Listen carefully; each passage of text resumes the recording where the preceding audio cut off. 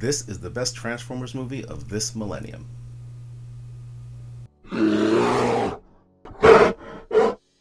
Hey there guys, thanks for coming to Cinema Barrer. My name is Eric Ortiz, and today I'm going to take a look at Transformers 1, which is essentially the origin story of the relationship between Optimus Prime and Megatron. And we see them when they start out as friends and their journey towards what eventually becomes their rivalry. And you know, in terms of plot, I think I like keeping it very simple and very basic because I don't want to spoil where the story really goes, which is somewhere I wasn't really expecting. And it's a journey that I think really explains how friends become enemies. In terms of directing, I think Josh Cooley does a pretty extraordinary thing here where he makes these characters feel new and fresh.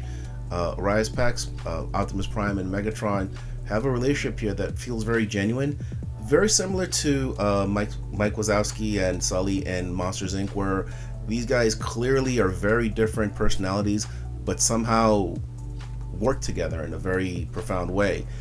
And I was kind of surprised that the movie actually has this really good arc showing how people that are very close and have a strong friendship can eventually become rivals to bitter enemies. So I was really impressed with the fact that this movie felt like it was directed like a real film.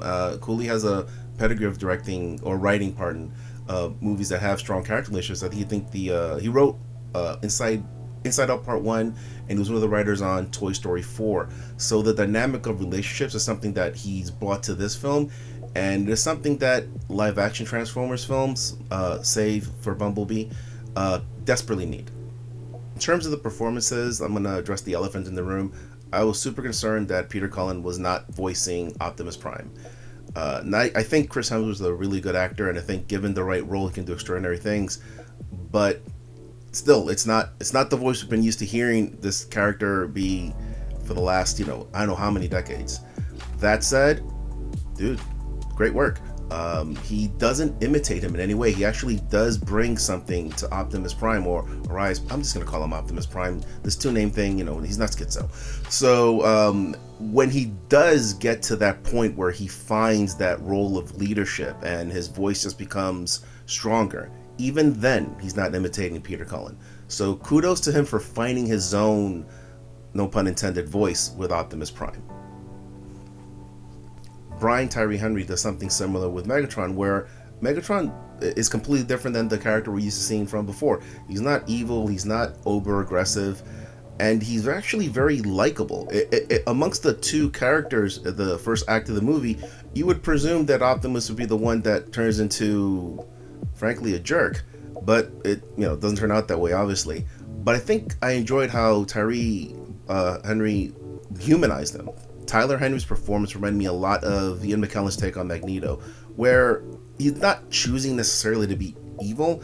It's just that there have been so many frustrations and so many things around him that he cannot control or feels he can't control, that he just has to say to hell with it and use aggression because the ends justify the means. So it's a very unique and interesting character arc that I wasn't expecting, especially from a movie with the title Transformers in it.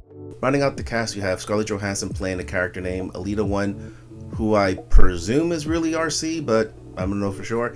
And then you have Keegan-Michael Key playing Bumblebee, or as he calls him. No, not going to spoil that either because it's a very good joke. Yeah, this is a very well-casted film. I was pleasantly surprised, and within 10 minutes, all of my concerns about the cast were pretty much gone. One of the great things about this movie is that it feels like we've finally gotten the Transformers film that we've wanted for the last goodness knows how many years. I'm a fan of the Michael Bay films for the most part. They're fun entertainment, but they're very much on the surface and don't really add anything in terms of character. Even world building is kind of limited in those films. Bumblebee was fantastic, but didn't make any money, and Beast Wars was a pretty solid movie overall. But this is probably the movie that has the most to do with the actual Transformers and feels the one that's the most connected to the mythology and the legacy of them. So all those things into consideration, I'd say this movie is very Cinentertaining. It's not an amazing movie by any stretch of the imagination. I know I've seen a lot of positive things, but got to be realistic.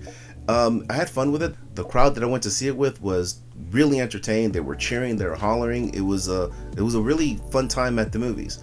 However, there is one gigantic flaw this movie has that I wish someone would have let the powers that be know.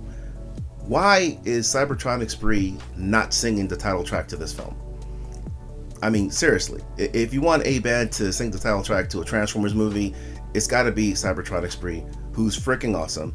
And in full disclosure, this is my second, maybe third time doing this review, because I saw this movie over a month ago, and I saw Cybertron Spree earlier this week, and it would be wrong of me to not mention them talking about this film. And that's my take on Transformers 1. It's a fun time, go see it. Go see it in the theater. I think there's going to be an IMAX 3D version, which I'm going to check out later on. And yeah, thanks for watching Cinema Bear. My name is Eric Ortiz. See you for the next one. I appreciate you guys watching my videos. Take care.